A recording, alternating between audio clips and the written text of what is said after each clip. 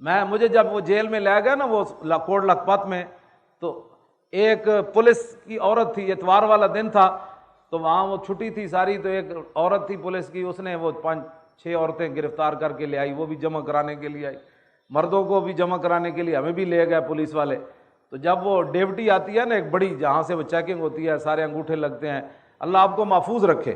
ہاں، فإن جہاد العدو شدید کریہ قلیل من یصبر علی الا من عظم اللہ تعالی رشدہ۔ میدان احد میں نبی علیہ الصلوۃ والسلام نے فرمایا اوصیکم بما اوصانی اللہ تعالی بہ فی کتابی من العمل بطاعتی والتناہی عن محاربی ثم انکم اليوم بمنزل اجر وذخر لمن ذکر الذی علیہ ثم وطن نفسہ له علی الصبر والیقین والجد والنشاط فإن جہاد العدو شدید کریہ قلیل من یصبر علی الا من عظم اللہ تعالی۔ ہاں جی، حضور نے فرمایا یہ دشمن سے مقابلہ یہ بڑا مشکل ہوتا ہے۔ ہاں، اس فإن جہاد العدو شدید کریہ، یہ مشکل بھی ہوتا ہے اور ہر بندہ اس کو کہتا ہے میں بچ جاؤں۔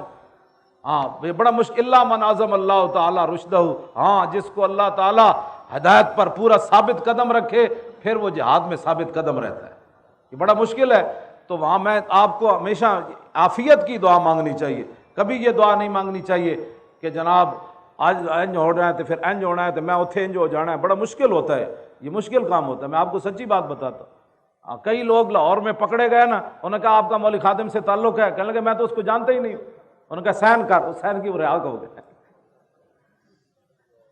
ہاں جی، انہوں نے کہا میں تو جانتا ہی نہیں ہوں، میں تو جیسے جا رہا تھا، انہوں نے کہا آپ کا اس کا کوئی تعلق نہیں، کہتا کوئی تعلق نہیں۔ کئی میرے شاگردوں نے میری مسجد کے آگے سے گزرنا چھوڑ دیا۔ ہاں جی، انہوں نے کہا میں پڑھا ضرور ہوں لیکن ان کے نظریات سے میرا کوئی تعلق نہیں۔ انہوں نے کہا لکھ دے، انہوں نے کہا لکھ دیا، انہوں نے کہا ٹھیک ہے آپ آزاد ہے، آپ کو کچھ بھی نہیں کہا جائے۔ تو کیا ہم مر گئے؟ یہ اب وہ منہ چھپاتے پھرتے ہیں استاد جی آپ معافی دیں دیں۔ میں نے کہا میں تو آپ کے ساتھ اس وقت بھی ناراض نہیں ہوا تھا۔ ہاں، العلم فی الرذائل، سیدنا صدیق اکبر فرماتے ہیں کمینے میں علم آ جائے کہ تو علم بھی ذلیل ہو جائے۔ اب وہ کہتے ہیں استاد جی معافی دے دیں۔ اب دیکھا نا بھائی تاریخ لبیک یا رسول اللہ آگے جا رہی ہے۔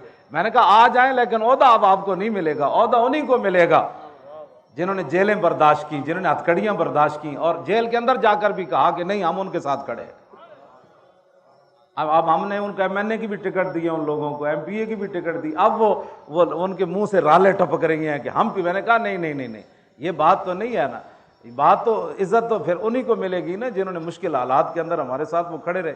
تو میں وہ آپ کو یہ بات بتا رہا ہوں کہ وہ ایک درمیان میں مفتی صاحب بھی گئے ہیں، ان کو بھی پتہ ہے، شاہ صاحب بھی گئے، وہ درمیان میں جو ڈیوٹی ہوتی ہے نا وہاں جہاں کمپیوٹر بھی رکھا ہوتا ہے، ہاں وہاں انگوٹھے بھی لگواتے ہیں تو پگڑیاں بھی اترواتے ہیں کہ بھائی اس کے اندر بھی کوئی تو ہیرون نہیں ڈالی ہوئی، وہ اتروا کر چیک کرتے ہیں۔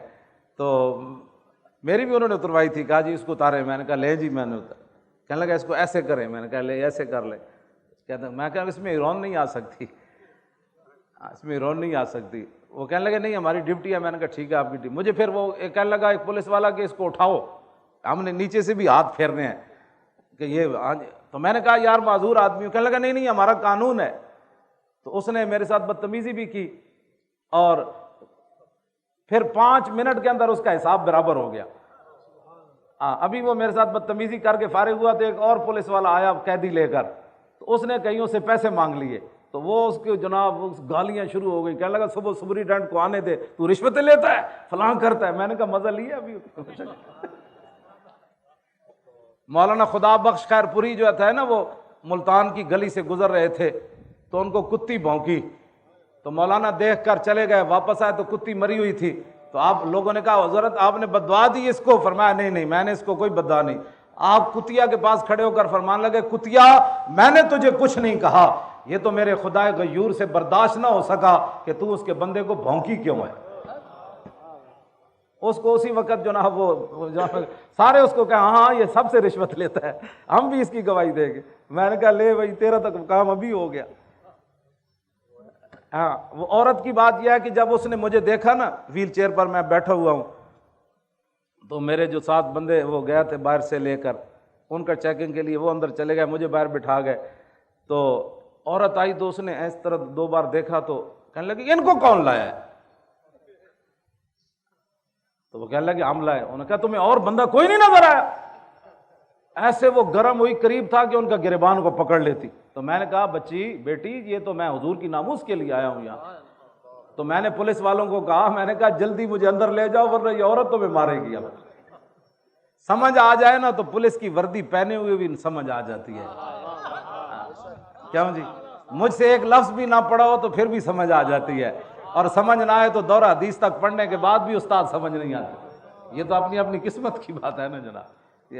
ہمارے پاس تو کوئی تھرمامیٹر وہ اب اس عورت کا میں جب بھی میں دعا کرتا ہوں تو اس کے لیے میں ضرور کرتا ہوں کہ میں تو اس کو جانتا ہی نہیں تھا، لیکن وہ میری خاطر پولیس کی وردی پہن کر پولیس والوں سے الجھ پڑی کہ آپ کو بندہ ہی اور کوئی نہیں ملا، ان کو کیوں آپ کیوں لائے ہو، ان کو کیوں لائے ہو. میں نے کہا مجھے اندر بھیجو، یہ لڑکی تو میں مارے گی. آپ پولیس والے فوراً مجھے اندر لے گئے. تو سمجھ آنے میں تو 1 منٹ بھی بندہ آ جاتا ہے، ورنہ میری اتنی لمبی تقریریں کرنے کے بعد بھی بندہ کہے انجل لگے ہوئے سن بادشاہ.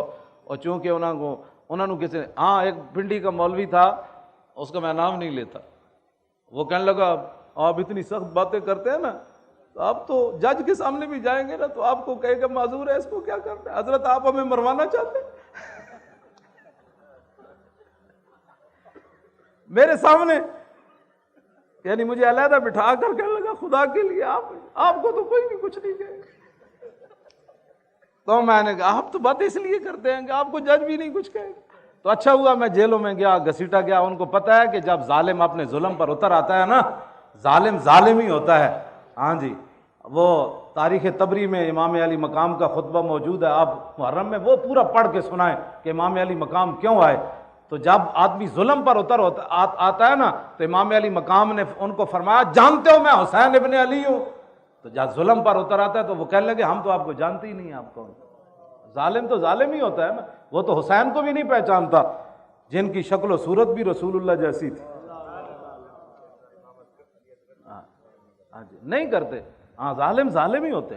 تو وہ اچھا ہوا مجھے میرے ساتھ جیلوں میں ظلم ہوا، پھر میرے گھر برباد کیا، پھر گھر سے مجھے گھسیٹا، پھر اٹھا کر مجھے گاڑی میں پھینکا جیسے بوری پھینکی جاتی ہے. تو پھر یہ تو شکر کرے خدا کا، اگر یہ ہمارے ساتھ ظلم نہ ہوتے تو یہ تاریخ آگے کیسے بڑھتی. تو پھر اللہ تعالیٰ ان اللہ مع الصابرین نہیں ہے، ہم روئے نہیں نا. وَلَنَبْلُوَنَّكُمْ یہ آیت ہمارے لیے اتری ہے نا. قوم سے مراد آپ اور میں ہی تو ہے، اسے ٹرمپ مراد تھوڑا ہے، اسے مودی تھوڑا مراد ہے. وَلَنَبْلُوَنَّكُمْ سے قوم سے کون مراد ہے؟ آپ اور میں.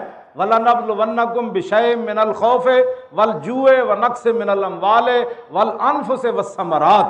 ان ساری چیزوں کی آزمائش آپ سے بھی ہونی ہے اور مجھ سے بھی ہونی ہے. جب یہ آزمائش ہو جائے گی تو پھر آگے کیا ہوگا؟ وَبَشِّرِ الصَّابِرِينَ الَّذِينَ إِذَا أَصَابَتْهُمْ مُصِيبَةٌ قَالُوا إِنَّا لِلَّهِ وَإِنَّا إِلَيْهِ رَاجِعُونَ.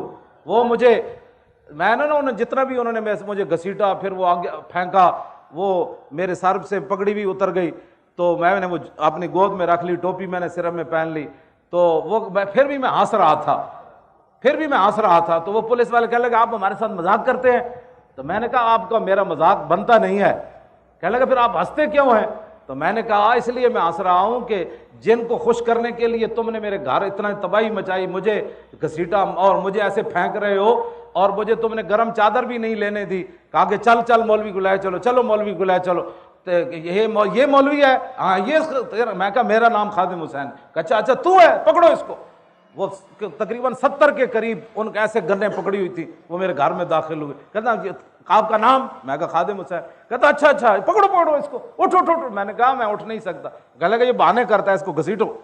تو مجھے تو میں ہنس رہا تھا. تو وہ کہنے لگے آپ ہنستے کیوں ہیں؟ میں نے کہا جن کو خوش کرنے کے لیے آج جو روتے پھرتے ہمیں کیوں نکالا. ہاں جی، توجہ. میں تو نہیں رویا، مجھے کیوں گھسیٹا؟ کیوں نہیں، میں واقعی نہیں رویا، مجھے کیوں گھسیٹا؟ اس لیے میں نے ان کو کہا کہ جن کو خوش کرنے کے لیے تم نے یہ ظلم کیا ہے نا، وہ تمہیں دیکھ نہیں رہے، وہ تو اپنے گھروں میں سوئے ہوئے ہیں، لیکن جن کی خاطر میں گھسیٹا گیا وہ مجھے دیکھ رہے ہیں.